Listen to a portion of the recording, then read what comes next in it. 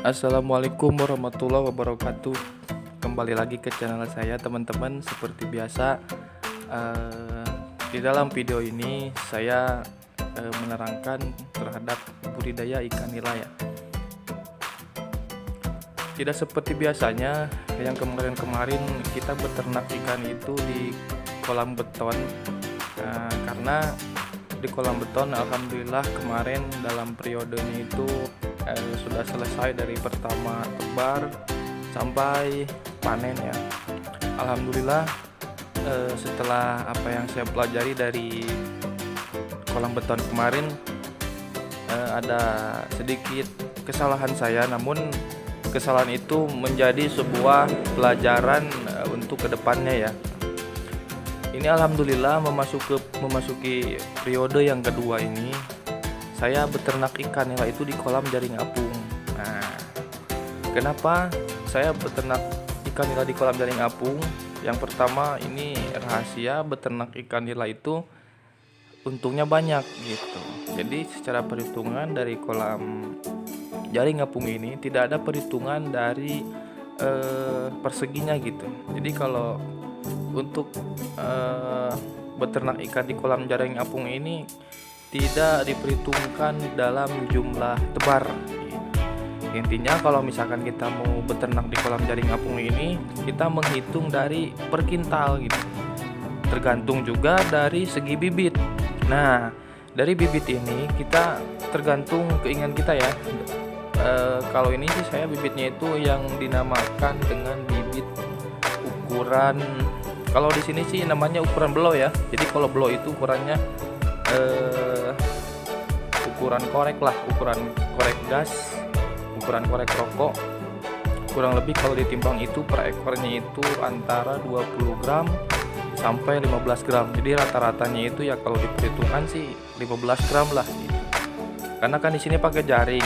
Jaringnya itu ukuran 1 in 1/4 gitu. Jadi kalau misalkan nila terlalu kecil juga, nanti nilai ikan nilanya itu akan lepas gitu, akan robos jaringnya karena jaringnya itu kegedean gitu. Nah, jadi kalau misalkan kita beternak ikan nila di kolam jaring apung ini, kita harus memperhitungkan dari segi ukuran ikan gitu. Kalau misalkan ukurannya terlalu kecil ya ikannya pada keluar gitu, keluar jaring gitu. Nah, makanya kita sesuaikan untuk tebarnya itu dengan ukuran yang jaring kita punya gitu. Nah, ini penebaran bibit. Jadi kita beli bibit itu dari petani juga. Jadi kalau misalkan mau masukin jaring itu timbang dulu gitu. Jadi satu gentong ini kurang lebih fullnya itu 50 kg. Nah, satu gentong ini 50 kg. Jadi saya masukin itu sekitar 3 gentong ya. 3 gentong ini, jadi kalau 3 gentong ini kurang lebih 1 kintal 50 kg gitu. Jadi semuanya itu tebarnya itu 1 kintal 50 kg sama dengan 150 kilo gitu. Jadi 1 kintal 50 kg. Nah, seperti inilah penebaran pertama. Jadi kita saring dulu di jaring yang ukurannya 1,5 in. Ketika ada ikan yang lolos di 1,5 in ini, kita jatuhkannya dulu ke waring yang agak kecil, ukuran 1/4. Nah, setelah ikan yang 1/4-nya itu keluar dari jaring yang sortir ini, nah jaring yang sortir ini nanti ikannya itu masuk ke jaring yang utama gitu, jaring yang besar gitu. Nah, itu kan pada kalau orang Sunda sih bilangnya pada moncor lah. Seperti inilah tebar di kolam jaring apung gitu.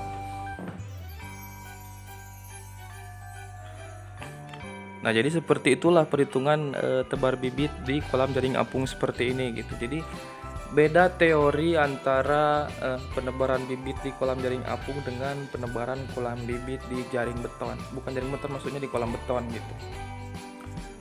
Untuk masalah keuntungan dari kolam jaring apung ini,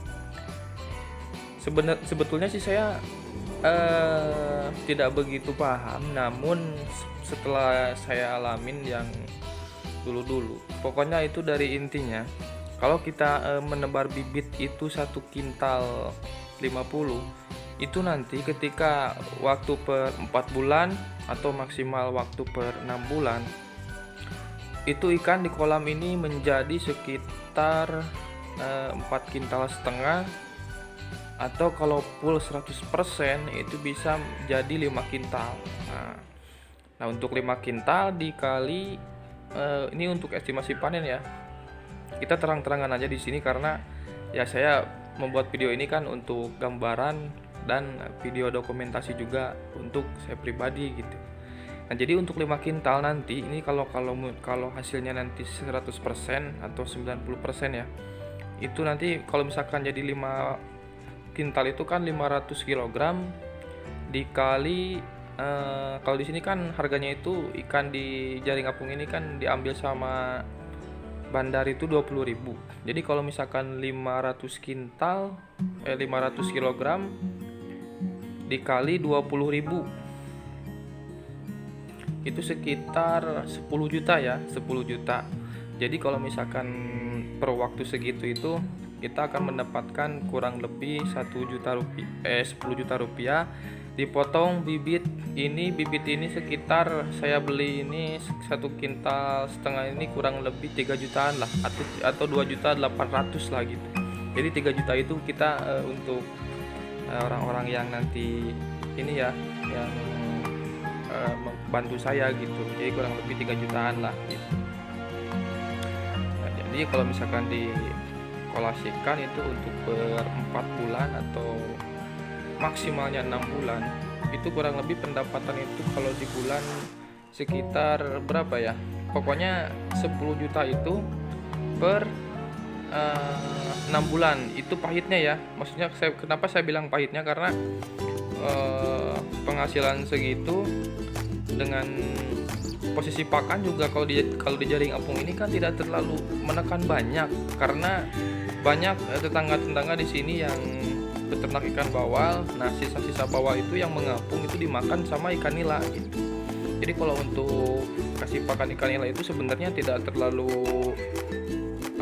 tidak terlalu banyak penekanan terhadap pakan ya kalau di kolam jaring apung seperti ini, terkecuali kita penebarannya itu beternaknya itu di kolam darat seperti beton, kolam terpal. Nah, itu harus kita kasih full pakan gitu. Kalau di sini kan istilahnya kan ikan itu seperti di alam bebas lah gitu, apapun dia makan.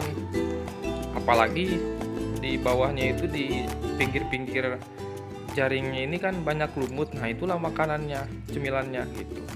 Kita kasih pakannya mungkin kurang lebih pakannya tidak terlalu banyak ya, karena saya juga dulu itu beternak ikan nila di kolam jaring apung itu per 1 kintal lebih itu saya habis kurang lebih 1 kintal lah, kurang lebih 1 kintal saya habis pakan. Dan alhamdulillah sampai panen juga ya. Hitung-hitung kalau misalkan di darat kan penekanan pakan kan lebih besar gitu, lebih banyak lah gitu. Nah, seperti itulah video dokumentasi saya. Jika kalian suka dengan video saya, silahkan di subscribe untuk melihat perkembangan ikan dari awal tebar sampai panen. Oke, mungkin itu saja. Assalamualaikum warahmatullahi wabarakatuh.